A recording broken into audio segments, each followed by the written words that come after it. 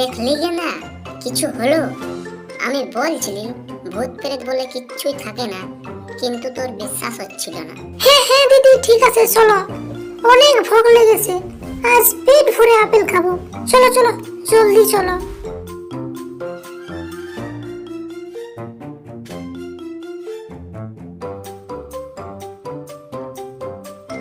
দিদি, আপেল কই?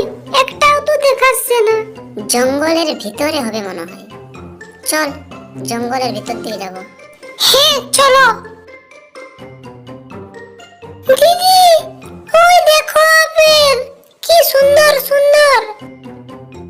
এ তো অনেক আছে, চল চল চল, খাওয়া হোক আর নিয়েও যাবো কটা। খাওয়া দাওয়ার পর দিদি, বেলা ডুবে গেল যে। হ্যাঁ চল চল চল, জলদি চল, না হলে বাবা মা আমাদের খুঁজে বেড়াবে। কই গো, ঘরে আছো না কোথায় আছো? হ্যাঁ হ্যাঁ, ঘরেই আছি। হাত মুখ ধুয়ে নাও আর ভিতরে এসো।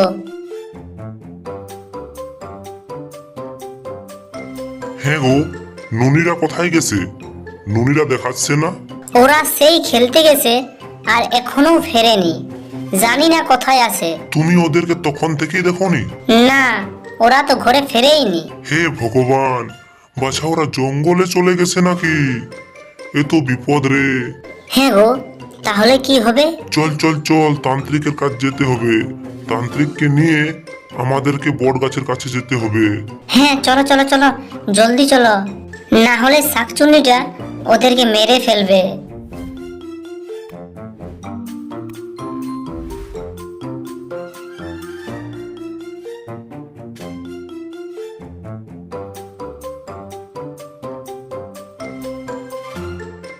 ওই তো আসছে ওরা, তাড়াতাড়ি একটা আইডিয়া লাগাতে হবে। হ্যাঁ, আইডিয়া মনে এসেছে। কেমন লাগছে আমায়? ঠিক ওদের মায়ের মতন।